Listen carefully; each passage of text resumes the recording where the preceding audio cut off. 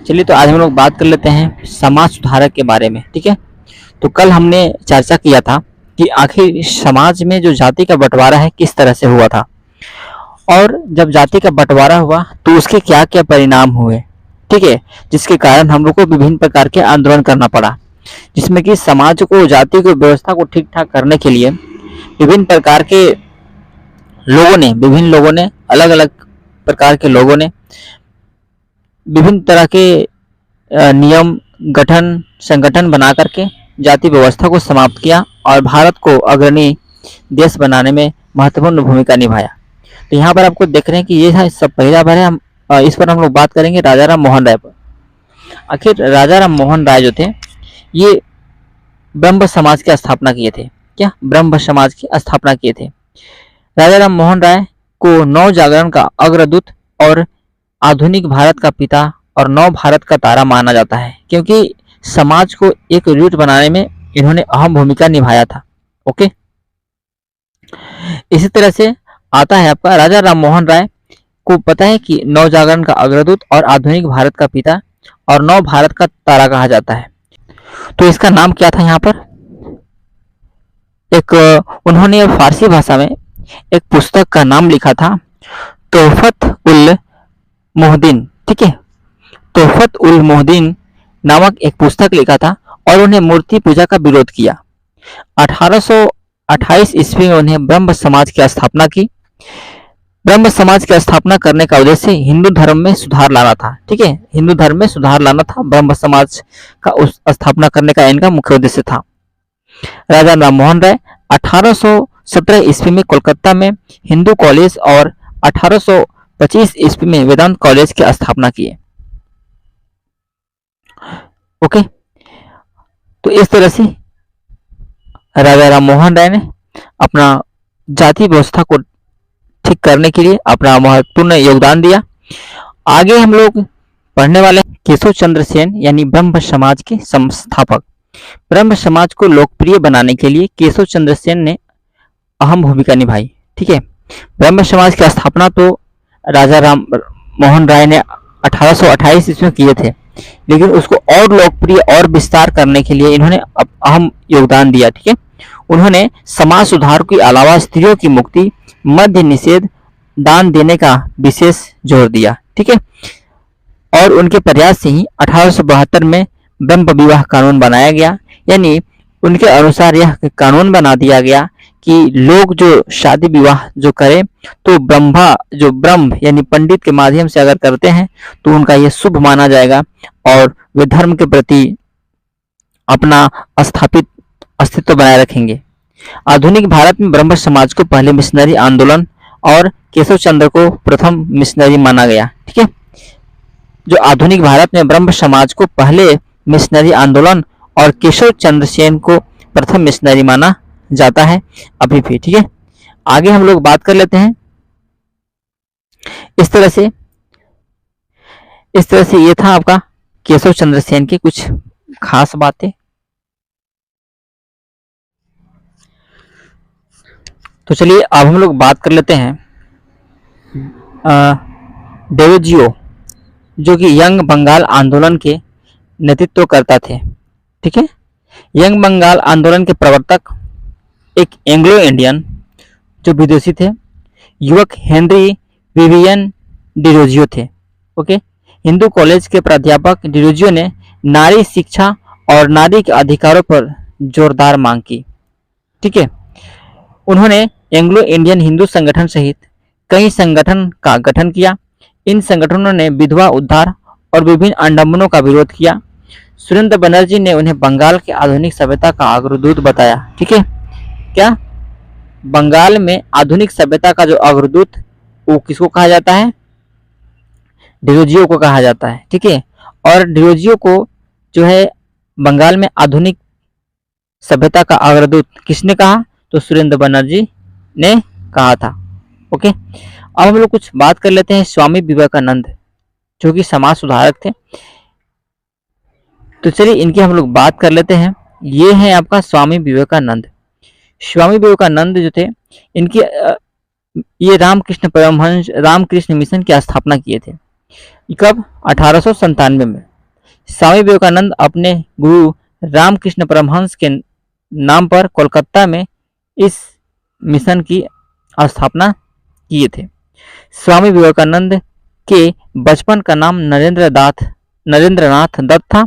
1893 ईस्वी में अमेरिका के शिकागो में आयोजित प्रथम विश्व धर्म सम्मेलन में भी उन्होंने भाषण दिया और अंतर्राष्ट्रीय ख्याति प्राप्त की, मतलब अंतर्राष्ट्रीय लोग भी उसको जानने लगे। इस तरह से उन्होंने वेदांत सोसाइटी की भी स्थापना किया और पेरिस में जो 1900 में ईस्वी में जो आयोजित द्वितीय विश्व धर्म सम्मेलन हो रहा था, वहां पर भी उन्होंने भाग लिया। स्वामी विवेकानंद ने मूर्ति पूजा का विवाद आदि का समर्थन किया। उनके द्वारा ईश्वर साकार एवं निराकार दोनों है। उन्हें नव हिंदू जागरण का संस्थापक कहा जाता है।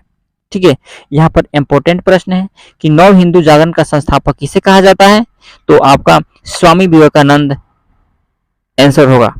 ओके, आगे हम लोग बात कर लेते हैं कि सुभाष चंद्र बोस ने विवेकानंद को आधुनिक राष्ट्रीय आंदोलन का आध्यात्मिक पिता कहा।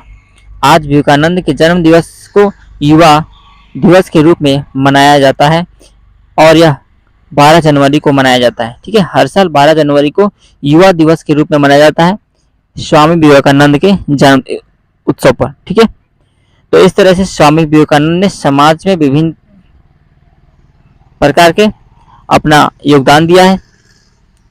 आगे हम लोग बात कर लेते हैं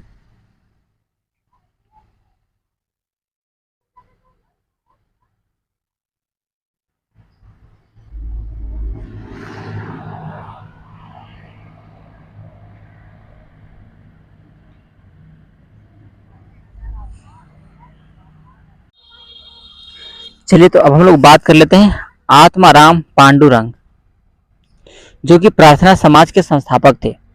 ओके, तो 1867 की बात है। डॉक्टर आत्माराम पांडुरंग ने मुंबई में प्रार्थना समाज की स्थापना किया था। प्रार्थना समाज ब्राह्मण समाज में से प्रभावित हुए। उन्होंने जाति प्रथा और छुआछूत की निंदा की। कौन? आत्माराम पांडुरंग ने। उन्होंने स्त्रियों के उद्धार के लिए काम किया और विधवा पुनर्विवाह का समर्थन दिया।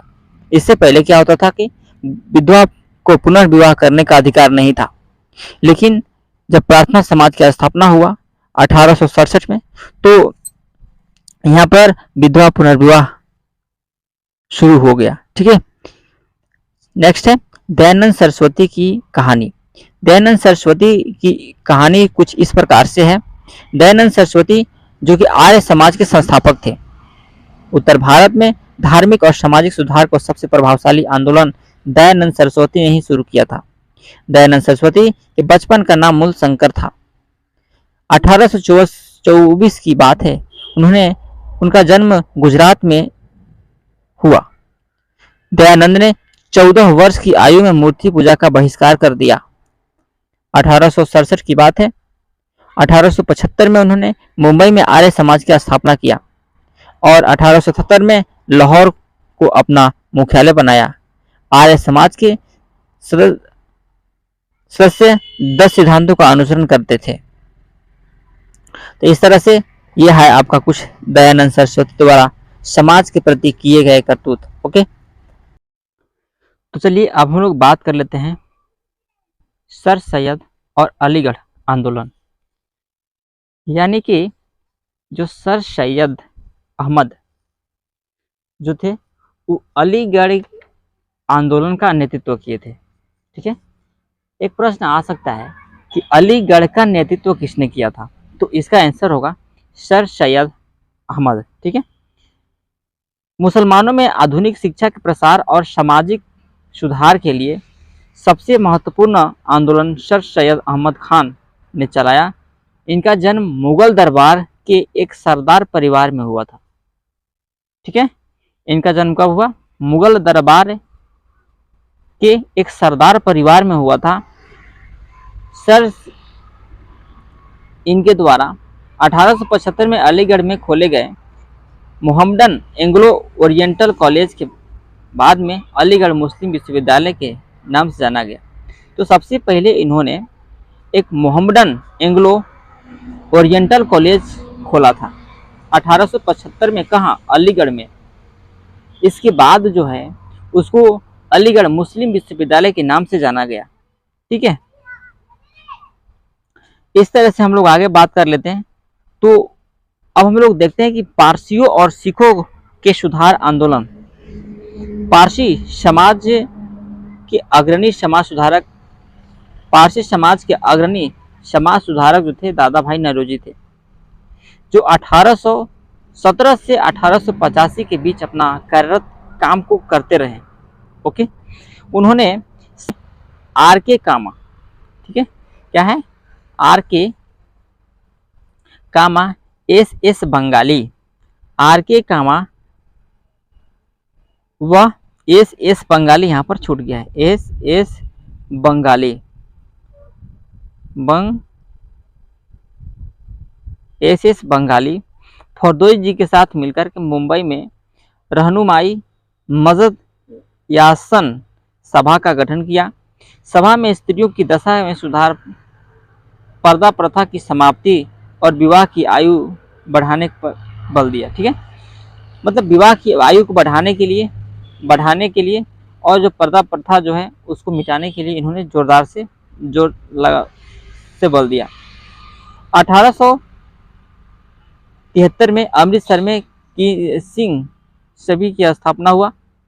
सिंह सभा, यहाँ पर सभा होगा, बहुत मिस्टेक करते हैं पीडीएफ में।